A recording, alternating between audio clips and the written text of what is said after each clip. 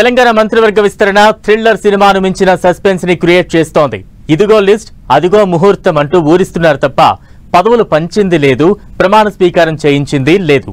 మంత్రివర్గ విస్తరణ process climax కు చేరుకున్నాక ఏదో ఒక ట్విస్ట్ అడ్డొస్తోంది. ఏప్రిల్ 3న విస్తరణ చేయాలని సీఎం రేవంత్ రెడ్డి గట్టి పట్టుదలతో ఉన్నా వర్కౌట్ కాలేదు. తాజా పరిణామాలపై కాంగ్రెస్ లో రకరకాల చర్చలు జరుగుతున్నాయి. ఈసారి సామాజిక సమీకరణాల రూపంలో బ్రేకులు పడ్డాయనే గాసిప్ వినిపిస్తోంది.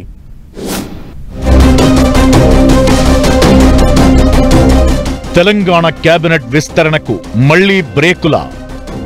క్లైమాక్స్ విస్తరణకు బ్రేకులు వేస్తున్న ట్విస్టులేంటి? మరి మంత్రివర్గ విస్తరణ జరిగేదెప్పుడు? ఒకటే టెన్షన్, సినిమాను తలపించే ఉత్కంఠ, అనేక మలుపులు, ఎన్నో డిమాండ్లు, రోజుకో కొత్త పేరు, సామాజిక కోణాలు, ఇలా ఒక్కోసారి ఒక్కో అంశంతో వాయిదా పడుతూ వస్తోంది తెలంగాణ కేబినెట్ విస్తరణ. 3న కేబినెట్ విస్తరణ పక్క అంటూ ఉగాది ముందు వచ్చిన లీకులతో ఆశావహులు ఆశల పల్లకిలో ఊగిపోయారు.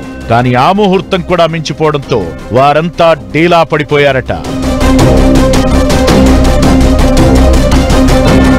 కర్ణుడి చావుకి 1,00,000 కారణాలన్నట్లు తెలంగాణ మంత్రివర్గ విస్తరణకు కూడా అన్ని అడ్డంకులు ఎదురవుతున్నాయి.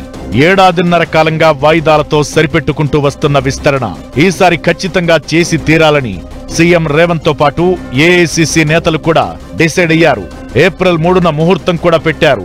ఆశావహుల జాబితాను వడపోసి 4 పేర్లను ఫిక్స్ చేశారు. ఇక ప్రమాణ స్వీకారమే ఆలస్యమన్నారు. కానీ క్లైమాక్స్ లో విస్తరణకు మళ్లీ బ్రేక్ పడింది. అయితే ఈసారి విస్తరణకు బ్రేకులు పడటానికి కారణాలపై గాంధీ భవన్ లో రకరకాల చర్చ జరుగుతోంది.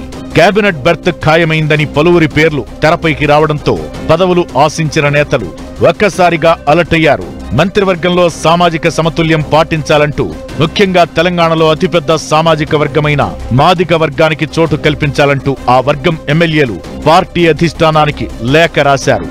ఇటు లంబాడా సామాజిక వర్గం ఎమ్మెల్యేలు సైతం తమకు కేబినెట్ లో ఛాన్స్ కల్పించాలనే డిమాండ్ను హైకమాండ్ ముందు పెట్టారు. ఇక గ్రేటర్ పరిధిలో ఒక్కరికైనా మంత్రివర్గంలో ఛాన్స్ కల్పించాలంటూ రంగారెడ్డి జిల్లా ఎమ్మెల్యేలు పోరు చేస్తున్నారు.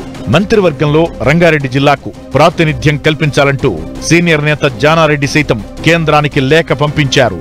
మరో సీనియర్ నేత దొంతి మాధవరెడ్డి సైతం మంత్రివర్గంలో ఛాన్స్ ఇవ్వాలని పట్టుబడుతున్నారు. ఇలా ఎన్నో చిక్కుముడులు విస్తరణకు అడ్డుపడ్డాయని గాంధీ భవన్ లో వినిపిస్తున్న టాక్.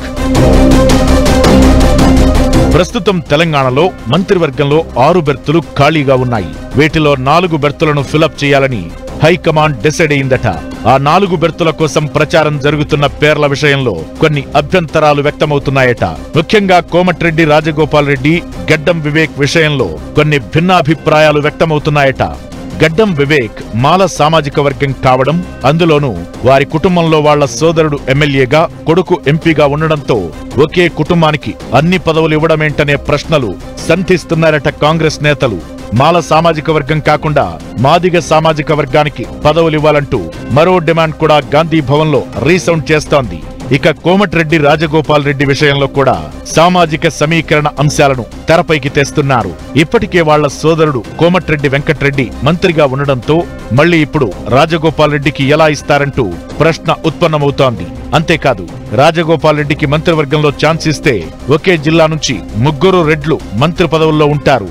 ఈ పరిణామం కూడా పార్టీకి ఇబ్బందులు తెచ్చే అవకాశం ఉందనే టాక్ కూడా బలంగా వినిపిస్తోంది. మొత్తం మీద రాష్ట్ర మంత్రివర్గ విస్తరణ 1 అడుగు ముందుకు 2 అడుగులు వెనక్కి అన్న చందంగా మారింది. వరుసగా ఎదురవుతున్న పరిణామాల నేపథ్యంలో కాంగ్రెస్ అధిష్టానం సైతం ఆచితూచి వ్యవహరించే ధోరణిని అవలంబిస్తోంది.